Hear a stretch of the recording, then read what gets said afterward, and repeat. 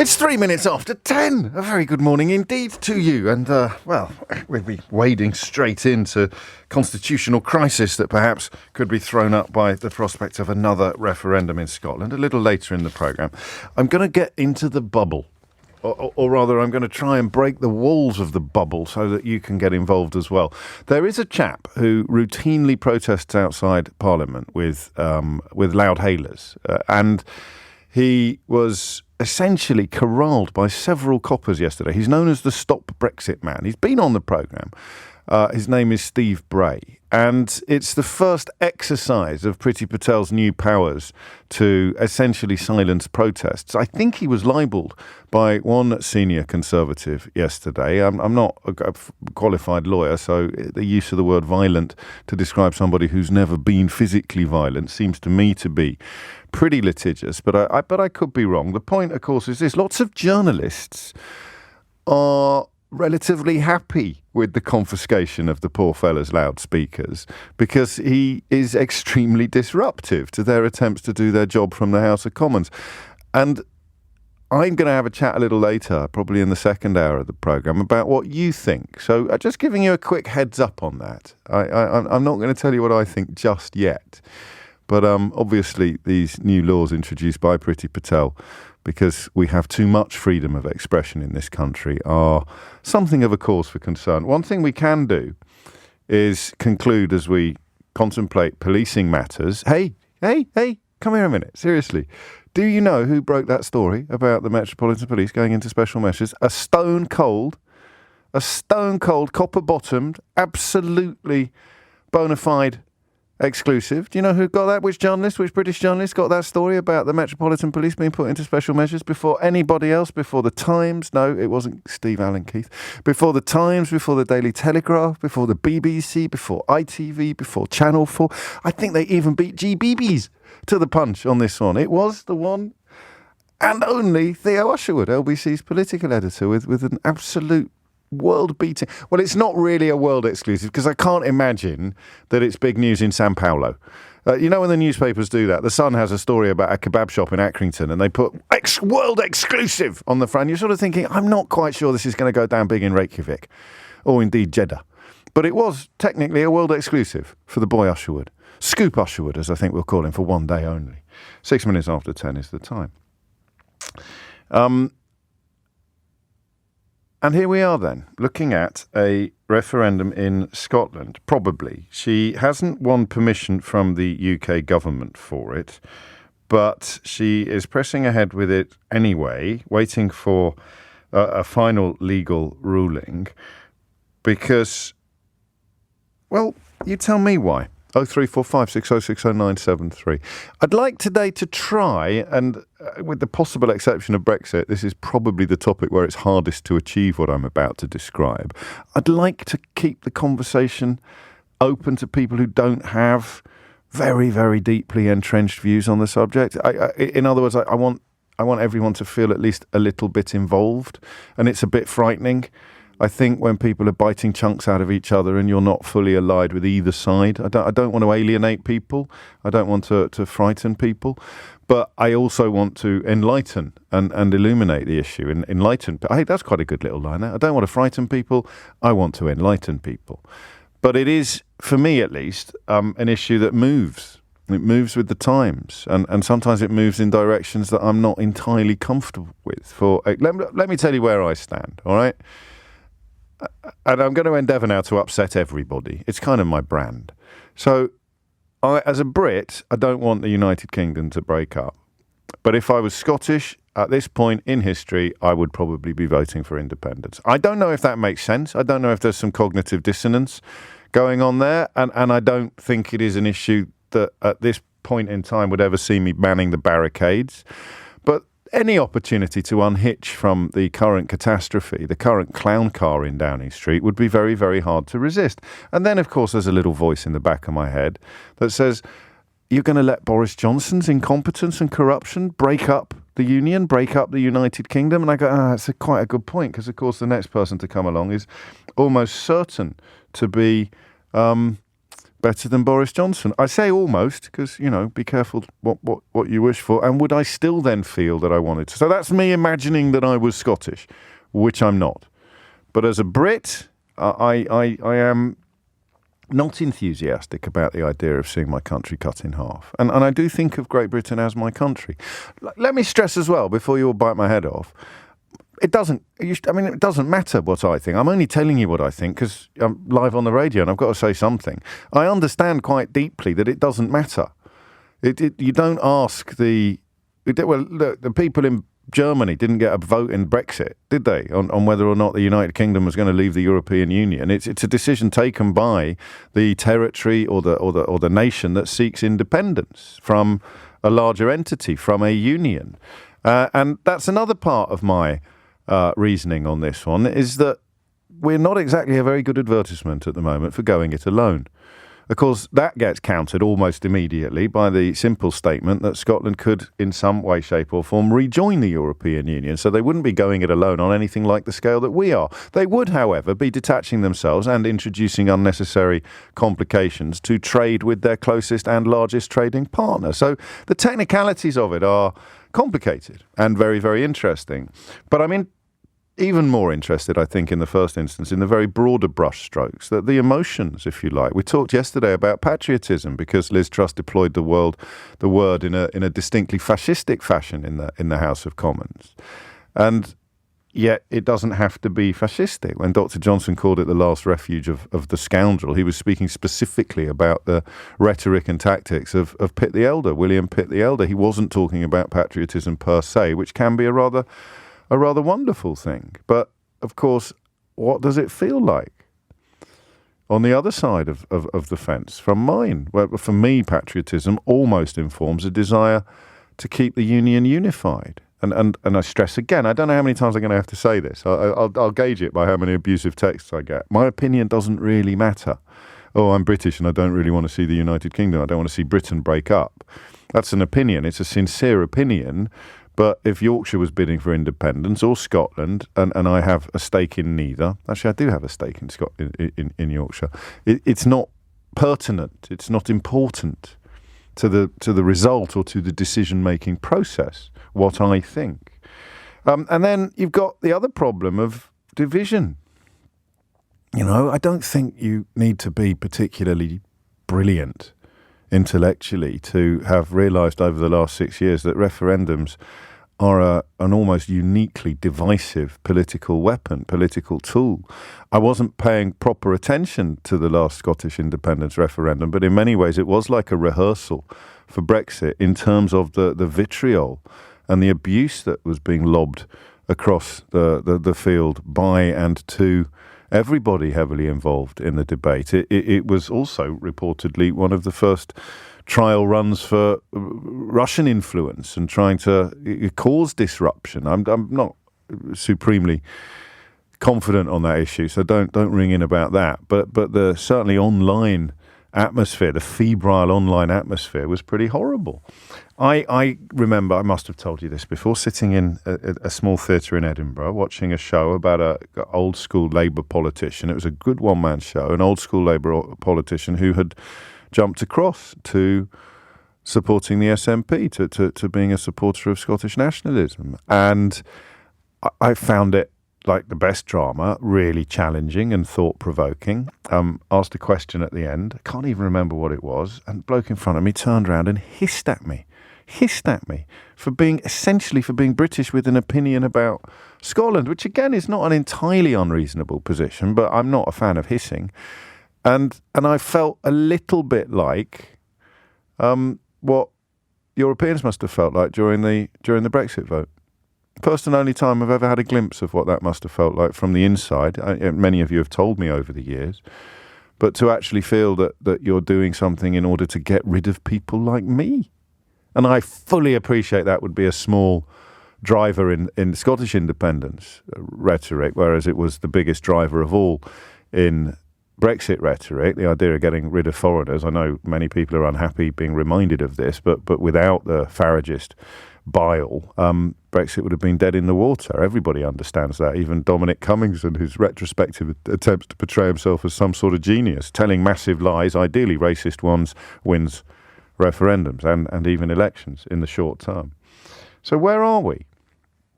03456060973 is the number you need. I'd like an explainer. I think I know, but I'd rather hear it from someone who's better informed than I am. Why is Nicola Sturgeon doing this? 03456060973. I don't like the line in some of the more right-wing British newspapers. It's weird, isn't it? They're a little bit... Racist isn't quite the right word, but there's a lot of English exceptionalism in the English editions of newspapers like the Mail and the Sun. A lot of people don't realise they're completely different newspapers when you get to Scotland. They have their own editorial team, their own editorial policy. Sometimes you can have two front pages from the same newspaper in the same country, to wit Great Britain, and they'll be pursuing completely different lines. But the Mail in England goes with Nicola Sturgeon was last night accused of self-indulgent waste of time as she announced plans for a second referendum. But again, to my relatively untutored English eye, the SNP's very reason for existing is Scottish independence. It seems to me that criticising Nicola Sturgeon for doing what she thinks, anything she thinks will promote the cause of Scottish independence would be a bit like criticising the leader of the Let's Drink Milk Party for promoting the consumption of milk. I mean, that just seems thick to me. Again, I could be wrong. 03456060973. But you can't criticise somebody whose political career and political party is dedicated to Scottish independence for pursuing Scottish independence, even to the exclusion of other issues. At least I don't think you can. Maybe you disagree. Shall we hit the break bang on time today? Go on then. Give us a call. It's 10:15. 17 minutes after 10. The Mail even uses the headline, "She's at it again, Sturgeon's vote stunt to split UK," which is despicable journalism. It's not the person who wrote the article who's responsible for that, because it's the headline. But it's both ignorant and provocative. But in many ways, as we've learnt to our cost in recent years, so are referendums. They thrive on ignorance and provocation. In fact, you can win referendums by promoting ignorance and provocation, as the Vote Leave and the Leave.eu clowns proved just 6 years ago. So anyway, and you know what my thoughts are. Let's find out what yours are. 10:17 is the time. Caroline is in Edinburgh. Caroline, what would you like to say? Hi, good morning. I'm not a Daily Mail reader by any means.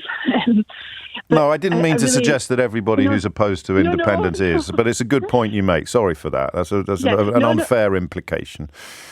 No, but I really wish the government would put their energy into fixing things in Scotland, and the money that they're putting into this referendum from Scottish taxpayers, could we not put that into the NHS, all the problems in Scotland, instead of dividing the country again, which is what I feel they're doing? I'm going to accuse you of having an opinion about independence and now simply shifting the facts to fit with the opinion that you had before this announcement was made yesterday. I think that's probably a fair accusation. I just wish they would govern the country. But I've heard this line. It's the SNP. They keep winning elections, and their not sole purpose, but their main purpose, their guiding light, their raison d'etre is Scottish independence. You are a bit like somebody saying, well, I know that the Let's Drink Milk Party keep winning elections, but I wish they'd stop encouraging us to drink milk all the time and do something else. I do understand what you're saying. Yes. But during the Brexit referendum, we were all promised, from the bus to everything, we were promised wonderful things if we leave the EU, and then the truth slowly came out. Whereas now people are, if we just go independent, there'll be a golden, it'll all be wonderful. Yeah, but that changes, doesn't it? Because of, re-entry into the European Union for an independent Scotland would be a lot more likely and a lot more easy than re-entry for a still divided United Kingdom. But you have to qualify to enter.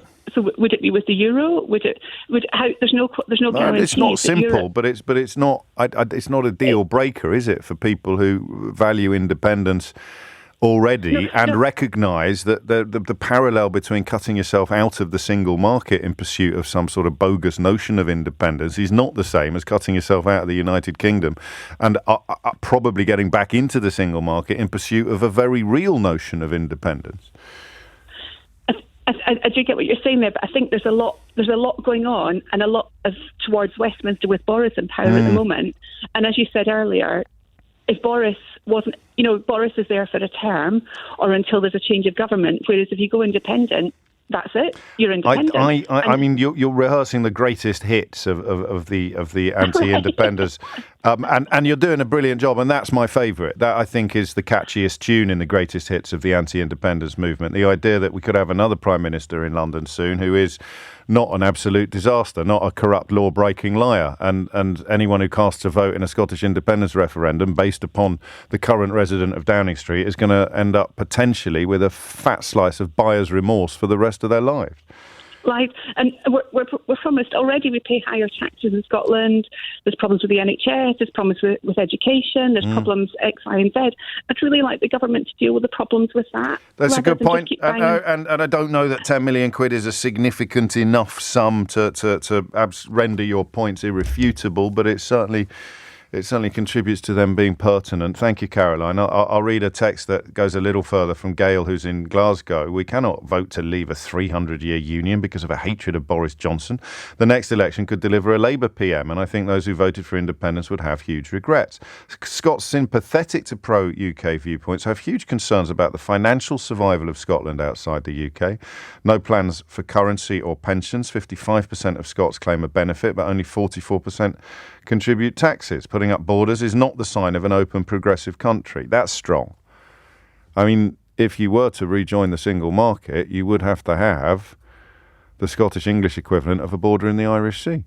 You might be able to muster up some sort of common travel area, such as Ireland has, for freedom of movement of people. You probably would. It wouldn't be in anybody's interests to resist that, but just as the NFU and the British Veterinary Association and various other trade bodies were warning yesterday about the danger of rancid food products being smuggled into a country that has no border checks, i.e. the current UK, if you want to join the single market, there's no way the EU is going to let you have an open border with a country that doesn't check disease-ridden meat coming in the back of a lorry from Romania, which is a genuine worry at the moment in the pig meat, in the pork world. Can't say pork anymore without hearing Liz Truss's ridiculous voice saying pork markets. The SNP are a nationalist party, putting Scots before and in front of English, Welsh and Irish. What about families in the rest of the UK? We are better together. Again, and this isn't meant to sound patronising, but again, a well-rehearsed argument in favour of unionism, but not necessarily directing the specifics of the latest development. Why is Nicola Sturgeon doing it is a question I don't yet fully understand. 22 minutes after 10. Matt's in Manchester. Matt, what would you like to say? Hi, James. Pleasure to speak to you. Thanks for giving me the opportunity. As you may tell from my accent, I am Scottish. However, I've lived in Manchester for over 20 years, so I'm in that kind of, I guess, certainly not unique position, because there's about 800,000 Scots that don't live in Scotland. But obviously, I couldn't have an impact because I can't vote in the upcoming referendum. But it will impact me being outside of Scotland. Will it produce borders? Will it? It'll impact you enormously. That's stone cold certainty, is it? That only people that live there get a vote.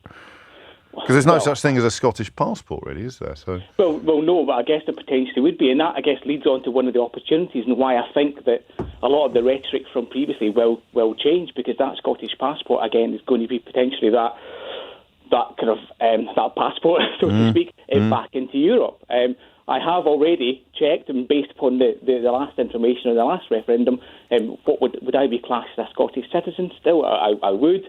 Could my daughter? Could my son? Yes, absolutely could. So immediately I can think, well, actually, the opportunities that have been taken away by the decision to remove the UK from Europe, that accessibility may actually come. This is the point, I think, about the once in a generation argument, which, to be fair, neither Caroline in Edinburgh nor Gail in Glasgow made. I think the once in a generation argument fell apart with Brexit, didn't it?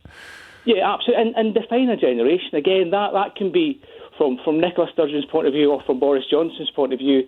The generation, you can define what the actual means. And already this morning, I've seen a lot about how this is Nicola Sturgeon's referendum. it's not. It's Scotland. Scotland have voted for that, and again, if I was in Scotland, I think I would vote for independence, but I can't because I'm not, and that's kind of despite the potential difficulties and awkwardness as I'm making my frequent trips to see my family in Scotland, and will I be stopping at a border crossing? Yeah, will I have to change money to the euro when I'm doing that trip? So, I don't think you'd have to do that. I think both currencies would probably be acceptable, but I don't know that for sure. And I think that probably needs to be driven home, doesn't it? Yeah. The border, because it's weird how history repeats itself. Everyone underestimated it with regard to Ireland. I hope there isn't a similar level of bovine ignorance if the referendum goes ahead, or even if independence goes ahead. I hope you don't have the Scottish equivalent of Jacob Rees-Mogg sitting there saying, "Oh no, there'll be no problem at all with the border." I mean, the Scots Nats equivalent of Jacob Rees-Mogg saying, "No, there'll be no problem at all with the border," when everybody informed and intelligent knows that there will be. I mean, I think, James, the actual kind of Brexit, not just the actual action of Brexit, but the process of it. I think that hopefully the SNP can learn from that, the Scottish Government can learn from that and be open and honest and upfront about these things. No matter what kind of happens with that, absolutely Scotland should be able to make that decision. I think there's no right for a Conservative government that have got no mandate in Scotland whatsoever. When Labour and never will, and never. I mean, haven't done for generations, and never will. I mean, that's the remarkable thing about it, isn't it? Absolutely, and I think that. No, you've said your bit. Don't worry. You don't need to say anything else. 10:26 is the time. Support for independence. This is a different view now. Support for independence is waning, and there's a snap election possibly brewing. This is political game playing, little more. Nicola Sturgeon's plan C is to run the election campaign on the single issue of independence, nothing else. Makes this abundantly clear. Her plan is to run the election campaign on the single issue of independence and nothing else. And that is now abundantly clear. Not to me it isn't, but again, your eye is probably closer to the screen on this question than mine is. Let's go to Stirling next. Chris is there. Chris, what would you like to say? Hi there, James. Hello, Chris. So I moved to Scotland about 20 years ago. I'm now 30, so was originally born in England, and I've always seen myself as very British. Yeah.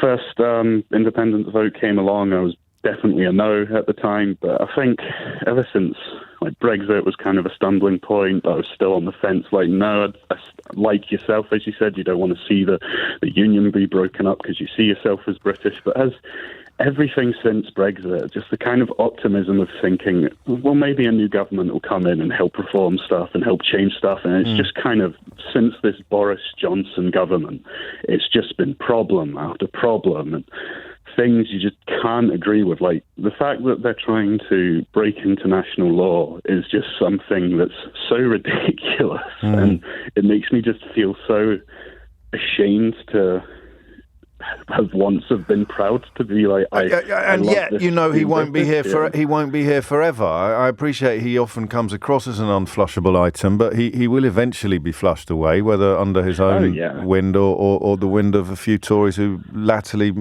either discover some sort of backbone or recognise that their self-interest will be better served by pulling the chain. That's the problem. I feel like a lot of what's happening with the kind of divide between England and Scotland, we'll go with England and Scotland in terms of the political party, is it pretty much we're going to probably see another Tory party elected. And it's, as the previous callers have said, the Tories they don't have a mandate in Scotland, and they never will. And that is the weirdest thing, perhaps, about sitting here in a London studio pontificating about the beauty of the union, is that, it's bad enough being an English voter who hasn't fallen for the rhetoric of billionaire newspaper owners over the last 30 or 40 years and having had a tenuous, not being anywhere close to power for 12. It's bad enough being English feeling like that. Imagine if you're Scottish and you haven't fallen for the lies and nonsense of billionaire newspaper owners and the interests of the super rich, persuading ordinary working people to give up or to use their votes to protect the power of the super wealthy. You're in Scotland, you're never ever going to feel as if you've got a finger upon the steering wheel of the United Kingdom, albeit that you have a party in government in Scotland. It's coming up to 10:30. I'll run you through, and Scottish listeners will not need this, but listeners outside Scotland or non-Scottish listeners inside Scotland, the polling I'll run you through the last 5 or 6 polls, and I think you're going to be very surprised, actually, given the tone of the conversation that we often have and the tone of the coverage that we often experience. I think you'll be quite surprised if you're not across the fact of where the polling has been since beginning of this year, let's say. It's 10:30. Dominic Ellis is here now with your headlines. And, I think a nod to Northern Ireland is quite pertinent here. If you're just sort of to get a proper handle on that question of a mandate and that question of government and leadership. So you'll know that the British government is currently seeking to break international law, according to pretty much every expert analysis, except the ones that the British government has managed to secure, the expert analyses that go to a different school or come from Suella Braverman, that mighty legal mind. The decision to break, or to give themselves the right to break the Northern Ireland Protocol. So the withdrawal agreement that got Boris Johnson elected and would get Brexit done and was oven ready is now absolutely disastrous and demonic in its intent, because I honestly can't put it any kinder than this, because the other people who signed it are abiding by it, which is why we now have to tear it up and abandon the treaty that Boris Johnson signed under 3 years. I mean, it is nuts, right? But the Belfast Telegraph has an interesting poll today showing support for the Northern Ireland Protocol is both higher than the support for Brexit was in the whole of the UK, and growing. It's up to about 55%, the support for the Northern Ireland Protocol. So that's what it feels like to have a cabal of corruption, I'm afraid, in Downing Street when you're not even part of the same nation. So Northern Irish people have been told we've got to tear up this protocol in order to secure short-term political expedience or short-term political survival for Boris Johnson. But the polling in Northern Ireland, so not only did they vote to remain in the European Union, but they also voted, or according to opinion polling, they are also in majority support of the Northern Ireland Protocol that the people who took them out of the European Union are now going to tear up. Just think about that. It's another one of those moments, isn't it? You say it out loud and you just go, what? This is the United Kingdom, I'd remind you as well, not some banana republic from the fevered imagination of Ernest Hemingway. Here it is. So Northern Ireland voted to remain in the European Union, but they've been dragged out of it by Boris Johnson's Brexit government. Thankfully, because of the nuances of the Good Friday Agreement, they've managed to actually stay in it in all but name. They're in the single market and the customs union, which means their economy is performing better than anywhere else in the United Kingdom. It's one of the reasons, not the only reason.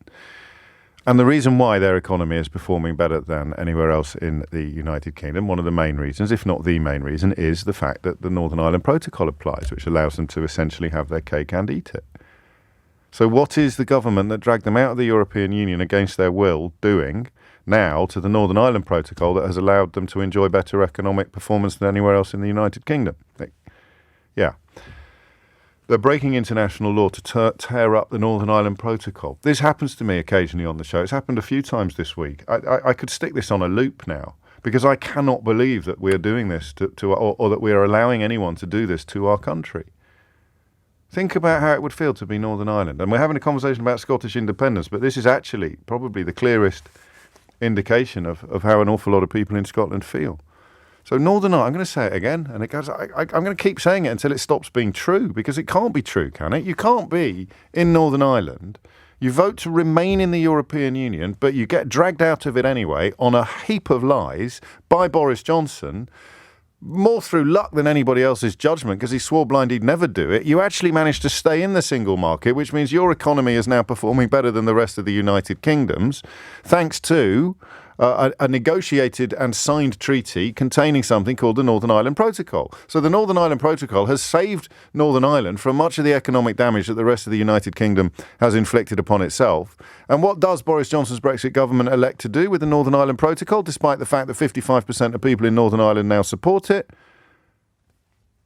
Set it on fire. And break international law in the process. I did this yesterday, didn't I? That's just nuts. That's bonkers. And now you have to tell a Scottish person that they should resist the opportunity of independence from those sort of situations. Wow. Scotland, of course, also voted to remain in the European Union, but has been dragged out of it by Boris Johnson and his conveyor belt of calumnies. But he won't be there forever. And at some point, the United Kingdom will have to rejoin the single market. It's just gravity. When that is, I do not know. One prominent Labour politician actually broke cover last night for the first time and described the inevitability and desirability of rejoining the single market. But he did so under forensic and brilliant questioning from one of Britain's best-loved broadcasters. So I don't know how many other politicians on the Labour side of the fence will be following Sadiq Khan's lead. 10:38 is the time. Karen is in Bremerhaven in Germany. Karen, what would you like to say? Good morning. Hello. Thank you for taking my call. You're very welcome. I'm not sure you'll remember. I don't think you will. I used to be Karen on the Black Isle. Yes, I do remember that. I think you wrote to me once as well, didn't you? Quite possibly, yes. Carry on. Why you've moved to, Germany, obviously. I moved to Belgium first, and things didn't really particularly work out the way I was hoping for, so now I'm in the north of Germany, and things are, okay, ticking by. I mean, I would far rather be in Scotland with my family and everything, but I'm here now, and that's the way it is. And I think the only thing that will allow me to return would be an independent Scotland back in the EU. How come? Because I'm completely disgusted with the notion of Brexit. That's the reason behind your emigration? Pardon? That's why you left the country? That is why I left the country. Things really got set in motion when Boris Johnson was going to be Prime Minister, because that's when I knew, until then I was hoping, well, maybe some grown-up in the room will stand up and say, listen, we can't do this to ourselves. So you didn't do what I've done, which is sit here thinking, it can't be that bad, and it can't be that bad, and something will happen, and they'll put the brakes on, or the penny will drop, and they're never going to do this, and they're never going to do that. You just thought, I'm out of here. I'm out of here. And you had the freedom to move, so you did. Yes, exactly. And, and I would like nothing rather than to be able to return. I mean, don't get me wrong. This is not against Scotland. It's not against Scottish people. I love all of it. My home, my family, everyone. I love them all, But I will not pay my taxes and, support Labour and my spending power to, prop up this cabal in Westminster. And I refer to what you were saying. I mean, you say, well, Boris Johnson won't be in power forever. Yeah. Now, I'm looking back at whatever recent history there is to see, and all I have ever seen is that every Tory government, and England sadly has a habit of ushering in Tory governments, even if Scotland does not vote for them at all, which I think they haven't done for over 60 years. Every Tory government is worse than the last. And if you look at the direction of travel at the minute and the cabal that is in Westminster right now, I have no hope that there is going to be anyone even more moderate than maybe Boris Johnson, because I'm looking at, Priti Patel, Jacob Rees-Mogg. I mean, who's going to be the next one? I hate the fact you've put me in this position because... Sorry. Well, it's all right. It's a living. At least I get paid. You don't. Just to be clear, the word I use a lot now when we're discussing the state of Westminster is taint. I do think that the closer you were to Boris Johnson, the harder it's going to be to emerge from the flames of his eventual self-immolation as a potential future leader. But then, of course, the realities of the ERG and the realities of the real politic may kick in. But I can't see them. Well, maybe they'll have one more Brexiter. You're probably right, aren't you? They'll just have to have one more roll of the dice to convince themselves finally that it isn't all an almighty disaster. And that's not what you want to hear as someone who values, rational government and Scotland. I know. And, it's just a great big mess. And we're lurching from one crisis to the next. And I'm sitting here watching this and thinking, I would really like to go back, but, I don't think I can. I'm looking at it thinking this is hopeless. I honestly don't think it's ever going to get better. I mean, I don't think Scottish independence is going to be, this wonderful panacea, cure-all. I think it's going to be brutal. I'm absolutely sure, and I'm sure that there will be.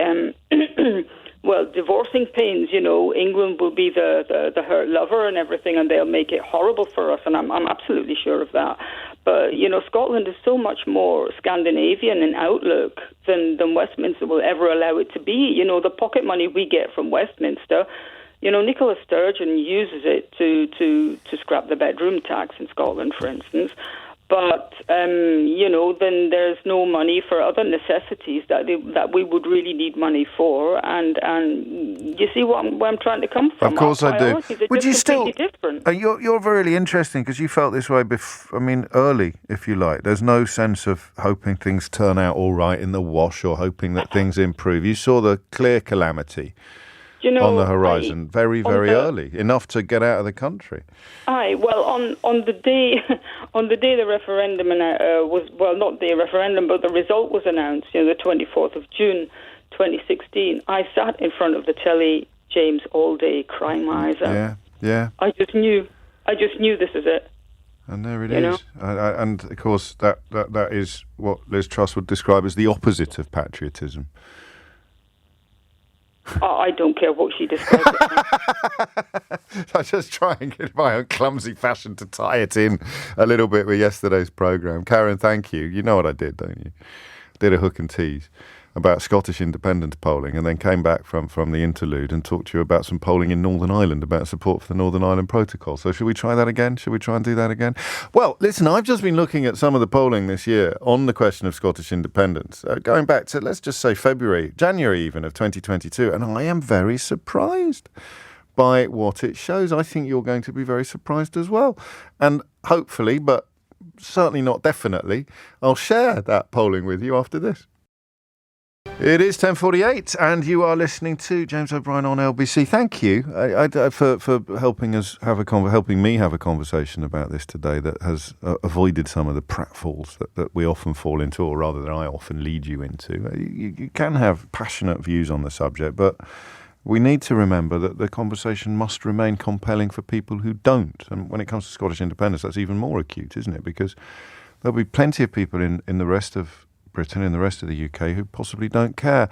The one thing I haven't given voice to, and I don't think I will, is the anti-Scottish racism that will be activated or kicked in now as a result of headlines like the one in the Daily Mail. She's at it again, Sturgeon's vote stunt to split UK. Oh, let them go then. But, what are you going to be left with? You voted to make Britain great again, and pretty soon you're going to be arguing that you actually want to see it cut in half. You voted for a stronger country, but it's already introduced a border on its own territory. I think probably the only country in the world, is it, to have a border and within its own borders, a trade border within its own borders. We must be, mustn't we? God, I hadn't even clocked that before. Correct me if I'm wrong on that, but is there anywhere else in the world where a country, where a sovereign nation has a trade border and customs checks within its own territory, like the United Kingdom does now, thanks to the Northern Ireland Protocol, which a majority of people in Northern Ireland are now in favour of? So polling in Scotland, kicking off in January of this year, when it was neck and neck, 46. Then there was a big boost. I mean, this is a bit of an outlying poll, actually. There was an Ipsos Mori poll in early February, which had 50% in favour of independence. And then, since then, it has been, and I'm counting 1, 2, 3, 4, 5, 6, 7, 8, 9 separate polls, and they've all showed a majority for rejecting independence, albeit that the most recent was 45% yes and 46% no in answer to the question, should Scotland be an independent country? So what I haven't had yet is a really powerful answer to the question of why Nicola Sturgeon is doing this, brackets now, close brackets, question mark. 10:50 is the time. Michael's in Edinburgh. Michael, what do you think? Hi. God, just thinking about why Nicola Sturgeon wants to do it. I think it's because she thinks that's what's best for Scotland. I think it's as simple as that. No, not why she wants independence. Why she's using this political gambit now is more the question. I know why she wants independence. Well, I think from Nicola Sturgeon's perspective, she knows she won't have any other way to do it, right? So she wants independence. She thinks it'll solve a lot of the problems that other callers have talked about. Yes. You know, we want to make NHS and education and drug problems better. She and the SNP believe the best way to do that is as an independent Scotland. Yeah, although there's enough question. I'm glad you added that because it saves me a quibble. Yeah. What do you think, though, as an Englishman living in Scotland? Yeah, I mean, cards on the table. I was against Scottish independence in 2014 when I lived in Manchester. I was Remain when I still lived in England, and now I'm in Scotland. I'm fairly undecided, and the reason why I've given those 2 points is because I think they're two heavy things that weigh on the decision. I'm English, or British as I prefer to say, and so therefore from an identity perspective I think of the whole country as one thing, and then from a political perspective I see it as an opportunity to get back in the EU, which may be a bit selfish of me, moving to Scotland and then finding that opportunity. But that's how I kind of see it at the moment. And I think there's the thing with the Scottish independence movement that I think is a bit better than the Brexit one, because people like to compare the two things, is that I think the Scottish independent ones come from a place of good faith, not bad faith. And I think if you go on like the Scottish Government website, they're starting to publish these papers on how they think they will solve some of the issues that will come up, which we didn't get at all with Brexit, as far as I remember. I think we did, but it was all nonsense or written off as projects. But there weren't any forecasts. It was just weirdos standing up on telly saying it's going to be amazing. It's going to be fantastic. We're the best. Rule Britannia. Britannia waves the rules. But we digress. And I thought everyone would ignore them like I did, but obviously not. I think at least they're trying to at least answer some of these questions that people have, and trying to do it in a way that they think is right, even if they might not be perfect. That's the caveat. Have we missed something here? Is as Julie suggests in Suffolk, that actually Sturgeon is clearly using the groundswell of antipathy towards Boris Johnson here as an electoral tool. So the polling's not pretty from her point of view. You would have thought, and in fact I would have thought that, because I'm basing it on anecdote, not data, caller after caller after caller telling me that they voted no in 2014, but now that they've been dragged out of the European Union against their will, they'd be more likely to vote yes now. The polling does not support that at the moment, and therefore she's trying to almost stoke the embers of independence with another plebiscite, with another referendum, and Johnson's appallingness, which is, I think, a matter now of historical record rather than political opinion. Johnson's utter appallingness becomes a powerful but somewhat cynical weapon for Nicola Sturgeon to deploy. I mean, maybe so. Maybe it is an opportunity, but I think a lot of people, especially on that side of things, maybe think of a potential Prime Minister of Liz Truss and her policy of cheese and pork markets might not be the solution to Boris Johnson. It's not just Boris Johnson. I think Brexit has happened, and the reversal of that isn't going to happen anytime soon. As you said, there might be a swell towards the single market, but I don't think it's going to be in a couple of years' time, or, it's the next Labour government. I think, as you said, maybe some Labour MPs or the Mayor has said maybe we would end up in the single market again, but it's a long way off. And I mean, he's one of the only prominent Labour politicians in the country who isn't bound by collective cabinet responsibility, or whatever you want to call it, albeit that people did support the strikes after Keir Starmer essentially told them not to. But Sadiq Khan last night at the State of London debate, breaking ranks, as it were, among senior Labour politicians, and simply talking about the inevitability, never mind the desirability, of rejoining the single market. It's I don't know. I mean, politics is a long game and a short game. That's the thing that we often forget. Johnson only ever plays the short game, but responsible politicians have to have at least one eye on the long game. That's why I said cynical with regard to Nicola Sturgeon here, because this is short game stuff. Using Johnson's awfulness as a referendum talking point is short term stuff, but of course independence is long term stuff. Thank you, Michael. 10:55 is the time. Alistair is in Bearsden in East Dunbartonshire. Alistair, what would you like to say? Alistair, what would you like to say? Hi, James. Good morning. Hello, mate. I think that Nicola Sturgeon actually played yesterday very well, because I think she might have boxed the UK government into an uncomfortable corner. Because on the one hand, if the Supreme Court comes out and says actually Scotland can call this referendum, then I think the UK government and the Better Together campaign have a very difficult job in selling the union to Scotland at the moment. However, if they do turn around, the Supreme Court turns around and said, look, no, Scotland does not have this power to call a referendum, it has to be a Section 30 from the UK government, and the UK government turns around and says no, then the SNP, the Greens, the Yes campaign can turn around to Scotland and say the independence movement has won 5 elections in a row and you're still not being allowed to have that sort of democratic right to self-identification. It's lose-lose, really, isn't it? If it doesn't go ahead, then it is a fairly severe infringement of rights or liberties, and of course it's only Boris Johnson's base that can be persuaded to vote to abandon their own rights and liberties and freedoms, and that process is of course ongoing, moving from freedom of movement now to human rights in general, and freedom of expression, as we'll talk about in the next hour. But and then of course if it does go ahead, A, they tried to stop it, and B, they probably, you're right, not going to have much of a policy platform to go off on, because Brexit has blown up whatever policy platform they had last time. So last time for me, I mean, I spent 10 minutes in the booth at the last independence referendum. I think they were worried I didn't know what the question was, to be honest. They probably thought you were one of those UKIPers that was worried about them rubbing out your pencil and changing your words. You get pulled out a Sharpie. Absolutely. But in the end, I chose independence last time, although I wasn't completely convinced by the economic argument. I felt ethically, morally, politically, personally that Scotland should be an independent country. But economically, I really was dubious. But now I think that the economic argument is the one argument they'll still play on. But Brexit has just completely blown the legs off from under that. We've imposed economic sanctions on ourselves. So, no, that's not an opinion. That's just counting. I hear you. But talk to me about the polling then. Talk to me about the polling, because I hear lots and lots of callers like you, and I take them all in good faith. For the record, I'm sure you're telling me the truth. You voted one way last time. You'd vote a different way this time. And Brexit, and obviously this programme is something of a honeypot for anti-Brexit bees. And we spend our mornings buzzing around together. But why is the polling not reflecting what you describe and what many of my callers have described over the last year or two? I don't know if potentially the polls doesn't include people that haven't decided. Okay. And actually, you have staunch unionists. My father is a staunch unionist. He will not vote for independence.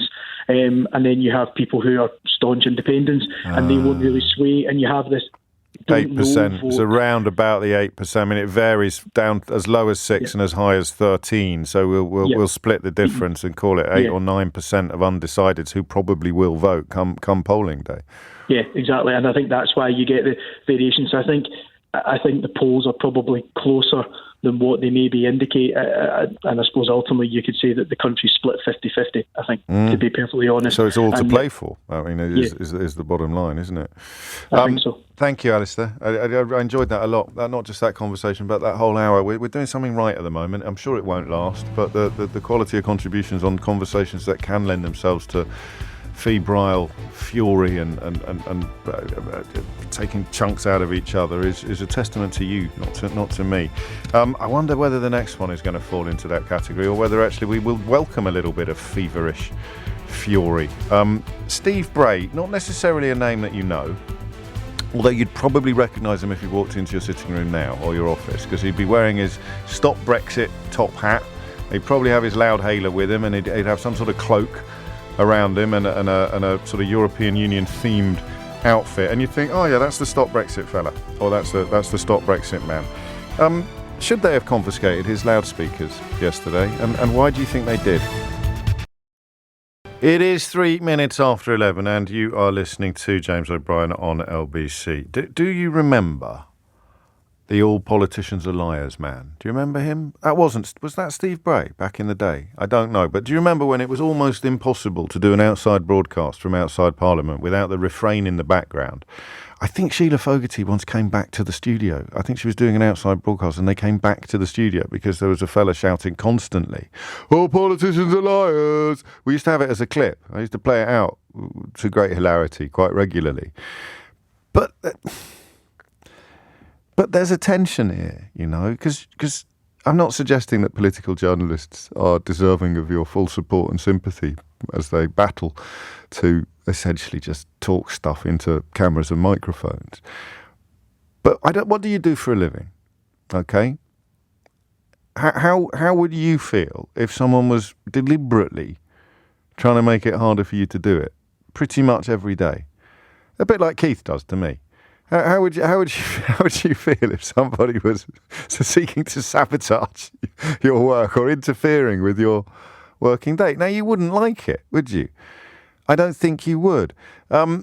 If you're a politician, I think my argument is tough. So Steve Bray, who's known as the Stop Brexit man, routinely goes after Brexit-supporting politicians in a very robust fashion. I don't think anyone would particularly enjoy the experience. I also think he is either intentionally or unintentionally likely to provoke regrettable reactions from some of these politicians. It's a bit like being badgered or hectored or even heckled.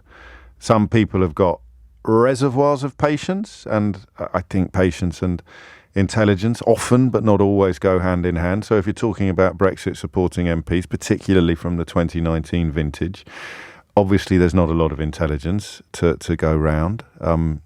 Some reports have it that they share a brain in the same way that the three witches in the Scottish play share an eye. But in the absence of intelligence, so there is often an absence of patience. So I don't know whether he's trying to make people snap, and of course he catches them all on camera. That's part of the process, part of the product. But he is likely to do so, and he has done so in the past.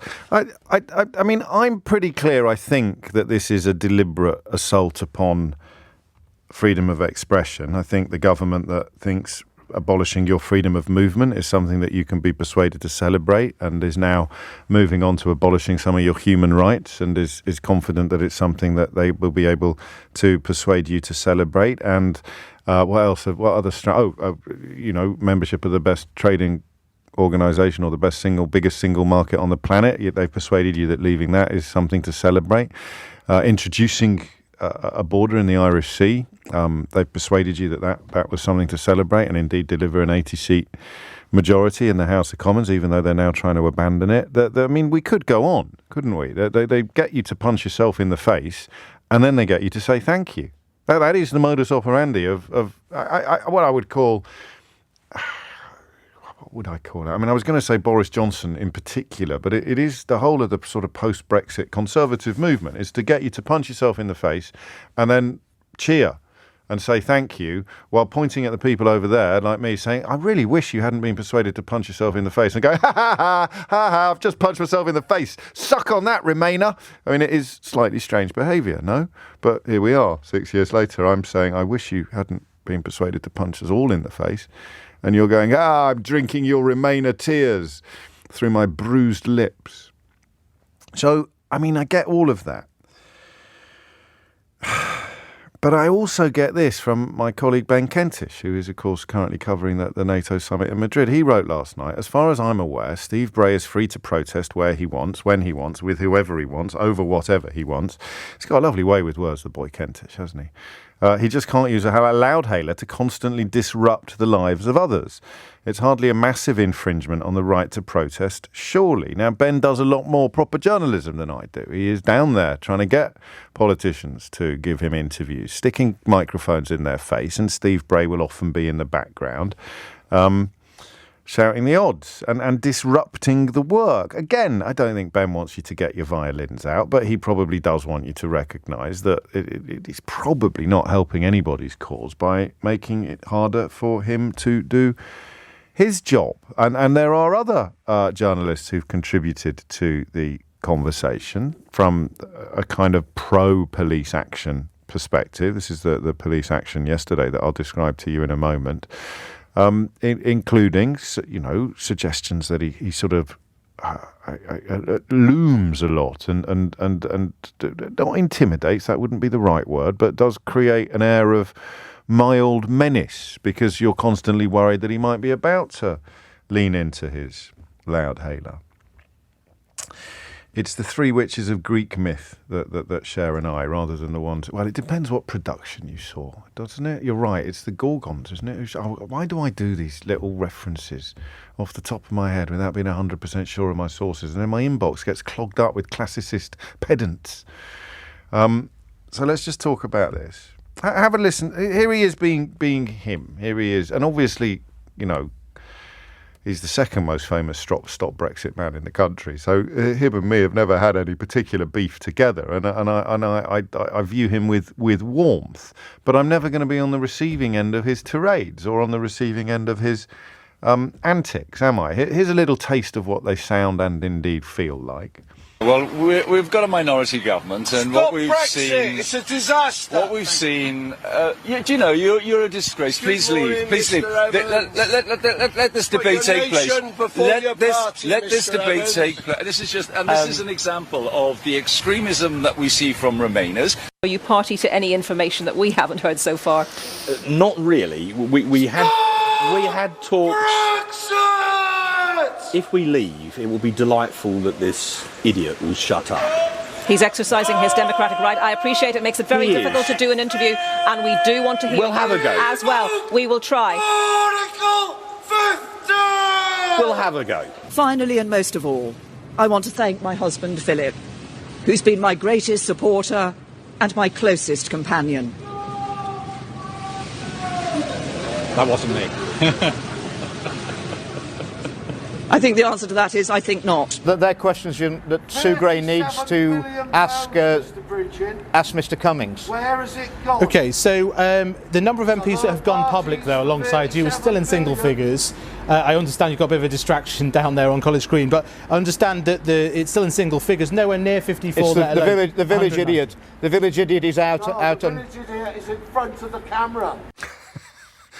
So, listen, you've got Mark Francois and Andrew Bridge in there calling someone else an idiot, which I think is I mean, that's got to be a moment in history. Imagine being called an idiot by Andrew Bridgen, the man who thought he was qualified to get an Irish passport by dint of being British, or Mark Francois, who, where do you even begin cataloguing the qualifications he has for calling somebody else an idiot? And it is quite funny. Did you feel a tiny little bit sorry for Theresa May, perhaps, as she was having her paean to her husband Philip disrupted right at the moment of her departure from Downing Street? And then Nigel Evans, another Conservative MP, at the very beginning of that clip. I'll probably play that to you again in the hope that I stop finding it so funny, because it's going to influence how I conduct the rest of the conversation, the fact that I'm giggling here like a superannuated schoolboy.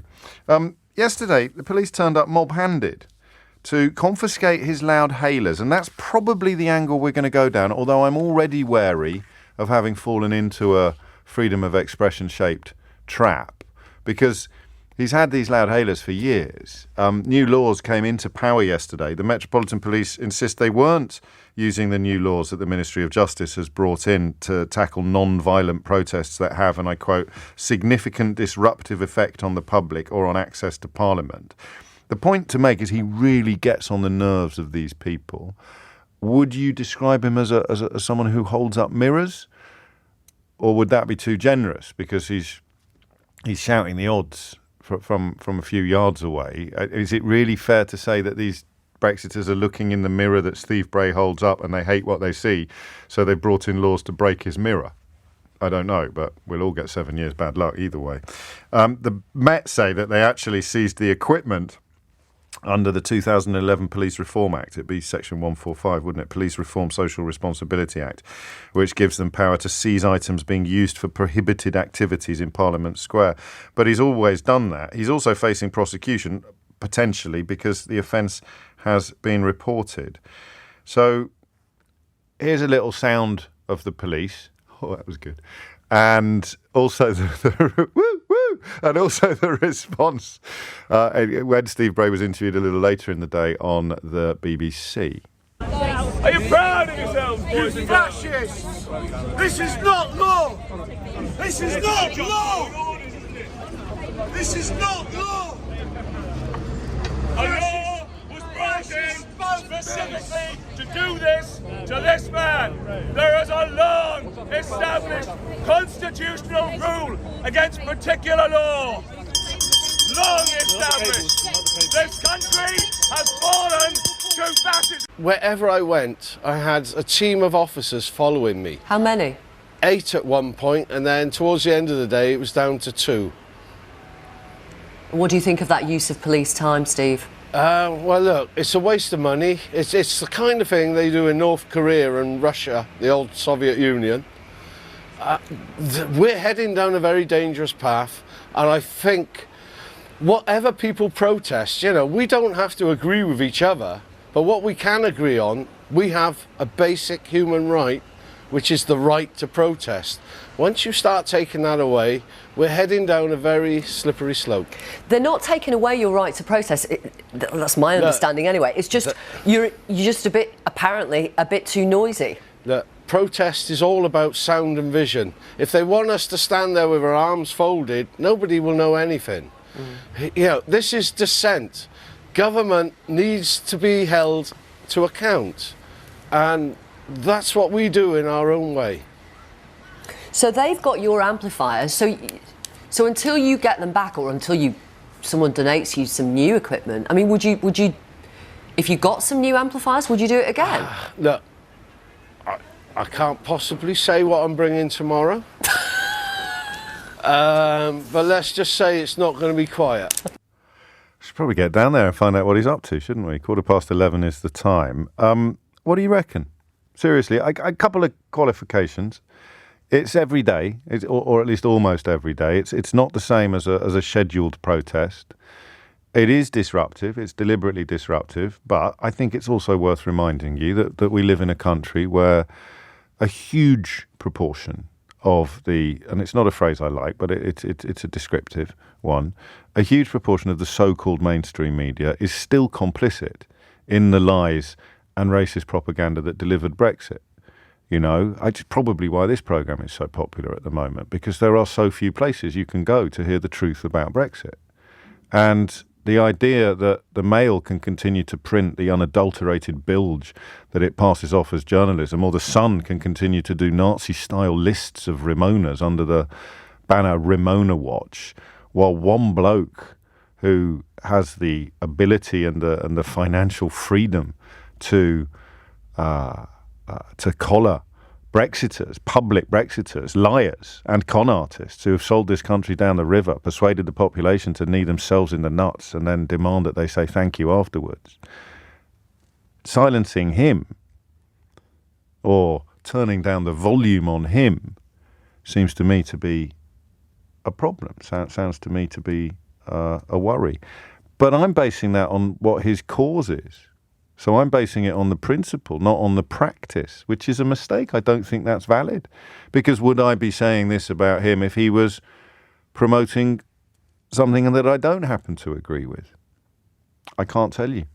Hand on heart, I can't look you in the eye and say, of course I would. If the whole country was reflecting the reality of Brexit and one bloke standing on Parliament Green was shouting lies and nonsense, would I be supporting his freedom of expression? Or maybe that isn't actually the problem that I thought it was. At some point, objective reality has to kick in, has to track. Well, anyway, so 0345 60 60973 is the number you need. I think those were good clips. I'll probably play you the first one again because you need to see it as a constant threat to all Brexity politicians and all journalists trying to conduct interviews of that sort of disruption should the police act to diminish and dilute that sort of disruption. For the record, I don't think they should. In fact, as this conversation goes on, I think the more certain I'll get. And I'll tell you something else I'm certain about. This is disgusting from Andrea Leadsom, MP. Steve Bray has spent 6 years screaming abuse through a loudhailer at me and many others as often as he saw us for the, quotes, crime, end quotes, of trying to fulfil the democratic decision of the UK to leave the EU. There's a lie there, another massive lie there. Because it's not a democratic decision for the UK to leave the EU if the reasons people were given for leaving the EU were false and bogus. Andrea Leadsom, of course, is the woman that deigned to argue with the former Director General of the World Trade Organization, Pascal Lamy, about what the World Trade Organization was and did.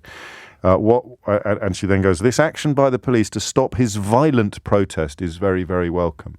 And then the grown woman, who's also a mother, deploys 3 clapping hand emojis as a mark of just how sophisticated her political discourse is. violent protest.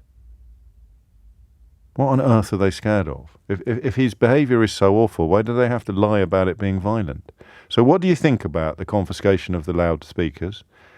And this is really important. Why are they doing it? 0345 6060 973. Hit the numbers now, you will get through. So I'll play it again. I'll play Steve Bray in action, Steve Bray's greatest hits, and then you tell me whether the police and or the government should be seeking to not silence him, I don't think, but turn the volume right down, confiscate his loudspeaker, his audio equipment. One question here: what's louder, Steve Bray or the Murdoch press? Which I think is a relevant and pertinent question. You never hear Andrea Leadsom complaining about the bilge that's served up in the country's best-selling newspapers, or by some of these new broadcasting outfits that exist, as far as I can tell, to massage the ego of a few weirdos with no viewers. But hey ho, what do I know as the most popular talk show host in the history of commercial radio for at least a few more weeks. Graham is in Skelmally in Scotland. Graham, what would you like to say? Hello, James. Long-time listener, first-time caller. I'm glad this one's tempted you out of your self-imposed purdah. What would you like to say? I'd just like to say that where does this end? Is this a ban on satire? Is this a ban on free speech? No, it's a confiscation of loudspeakers. Now, I could move on this at some point. I may be persuaded to move from it. It may be more than that. But the contention is he can still say what he wants to say, do what he wants to do. He just can't do it with amplification. Well, I believe that there's amplification in lots of rallies in lots of different locations. Yes, I think this buys into the narrative and the culture war which is being stoked up in relation to cancel culture, which conservatism uses in their favour. Yeah. So they're cancelling him. And the English government is waging war upon English literature. I use the words English there for rhetorical facility. Obviously, it's British, but the fictional or the theoretical graffitiing of a statue is a huge assault upon our values. The suspension of the teaching of English literature and the silencing of a man or the curtailing of a man's freedom of expression in Parliament Square, those are absolutely fine. You're right, the hypocrisy's off the scale, but it doesn't mean it's wrong to take away his loudspeakers. I think that, in that case, are you going to Hyde Park Corner to Speaker's Corner and taking away their megaphones? No, but they'd say go to Speaker's Corner if you want to do this. Or if you want to have a protest, you need to go through the correct channels and have it organised and licensed, if you like. Yes, I can understand that point, and I think there needs to be a sense of social responsibility when undertaking a protest. But you have to have your voice heard. I was very amused listening to a news report where they were outside Number 10 and all you could hear in the background was the Beastie Boys playing You've Got to Fight for Your Right to Party. Would you ban that?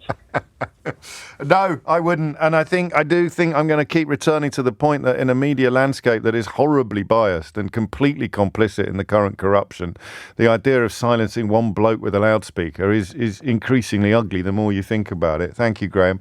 Sally in West London says the equipment should only be confiscated if he was shouting racist, sexist or other legally offensive language. The current Prime Minister, of course, has been both racist and sexist in the pages of The Spectator magazine.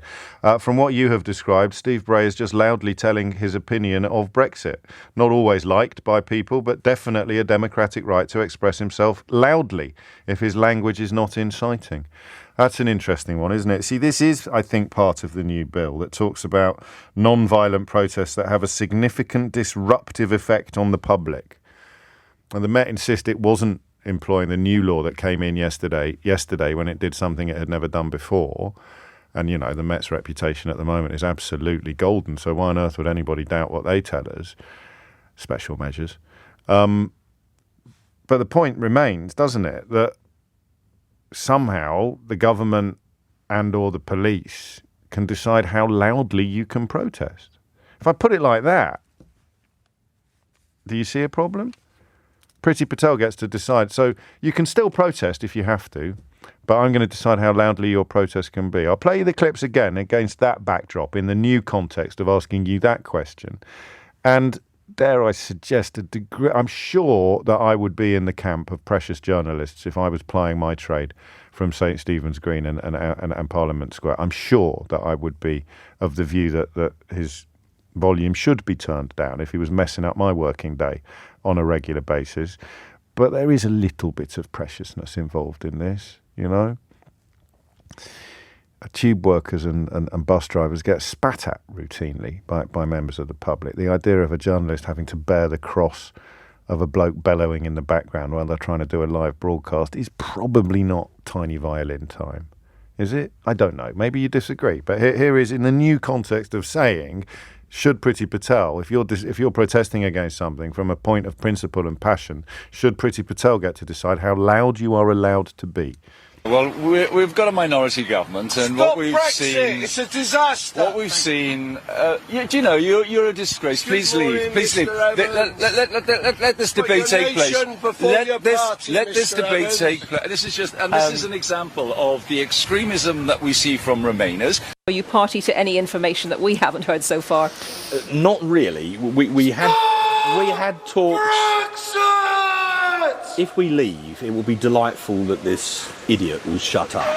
He's exercising his democratic right. I appreciate it makes it very difficult to do an interview, and we do want to hear We'll have a go. as well. We will try. Article 50! We'll have a go. Finally, and most of all, I want to thank my husband, Philip, who's been my greatest supporter and my closest companion. That wasn't me. I think the answer to that is I think not. They're questions that Sue Gray needs to ask Mr Cummings. Where has it gone? Okay, so the number of MPs that have gone public, though, alongside you is still in single figures. I understand you've got a bit of a distraction down there on College Green, but I understand that it's still in single figures, nowhere near 54. It's the village idiot. The village idiot is out. The village idiot is in front of the camera. I think a lot of colleagues are waiting for Sue Gray's report. The problem is that her workload is mounting up. I'm not sure she hasn't got more work to do than she started with. Well, I must apologise for the language displayed in the poster behind you there, but let me just ask you one more point. You're not tempted by any of these morsels of red meat being thrown by the Prime Minister in your direction? No, I find it a little bit patronising that it's a bit like offering sweets to placate children that you've already had in your pocket and you've already promised them. Most of this was in our manifesto. It rather depends on the deal. We're not. If we do leave, by the way, it will be a delight to go and engage with these people and tell them they've lost. Bridget and Francois, I hate to say this because it'll sound like criticism of fellow journalists. They shouldn't be treated like serious contributors to public discourse. They are jokes. They are walking, talking jokes. And yet journalists, because you've got to fill space, you've got to get something for the news bulletins, you've got to get some content, you've got to get some reportage. And quite often the stupider a politician is, the easier it is to persuade them to talk to you. So Bridget and Francois are ridiculous human beings. There's a reason why they feature very heavily in Steve Bray's greatest hits. Because journalists still treat them respectfully, still treat them like serious... Bridgen in particular, his career in recent years has been a catalogue of embarrassment, humiliation and worse. Francois, crikey, I mean, talk about Tweedledum and Tweedledummer. So I guess you're trying to create an environment in which people like Andrew Bridgen and Mark Francois get treated like serious players, and people like Steve Bray, who can see through them like a window, are the ones that are being removed from the stage or having their volume turned down. Just think about that for a minute. Two of the stupidest people ever to sit in the House of Commons being heckled by an independent citizen, and it's the independent citizen who's having his platform diminished, not the two of the stupidest people ever to sit in the House of Commons. That's quite a problem. The more I think about it, the more worrying it becomes. But I could be wrong, and if I am, give me a call and tell me why. Dominic Ellis is here now with your headlines. 11:32 is the time. Joe in Keighley says Steve wouldn't feel he had to do this if journalists actually asked the hard questions. I hear their ball being dropped all the time. Andy Bishop, who's in Tunbridge, says it's the little boy in the crowd being told to shut up and go away so as not to upset the Emperor and the cheering crowd, and quite. I mean, it's hard to see much support for the police or the. I'm not expecting any support for Andrea Leadsom. I think coming pretty close to libelling Steve Bray there, but I thought the idea of turning down the amplification may have a little bit more support than it currently does. Once again, the gulf between the Westminster bubble and what you might call the reality of the country is pretty great. Although my inbox is going to be a very self-selecting sample as well. 33 minutes after 11. Let's go to Trevor, who's in Leeds. Trevor, what do you reckon? What would you like to say? Hi, James. Hello, thanks Trevor. for letting me on. You're first-time caller, long-time listener. Well Thank done. you. Just to let you know, I'm proud to call Steve a friend. I stand with him occasionally at the protests at Westminster on the little island, Yes. and all he's doing is speaking truth to power. Now, can I just mention one thing about the amplification, which Yes. obviously it can get quite loud, but he is conscious of that, and it's not on all the time. And he plays a couple of records an hour, and often he'll play the Ukrainian national anthem, which gets a lot of support from people. Yes. And I would point out also that some of the journalists, like Ben Kentish and Sam Coates, they stand outside Downing Street, and when MPs are coming out, they're quite happy to shout across over them. So he's not doing anything different to what journalists are doing, and to be frank, as you just said, what many other journalists should be doing. I think because they're doing their job.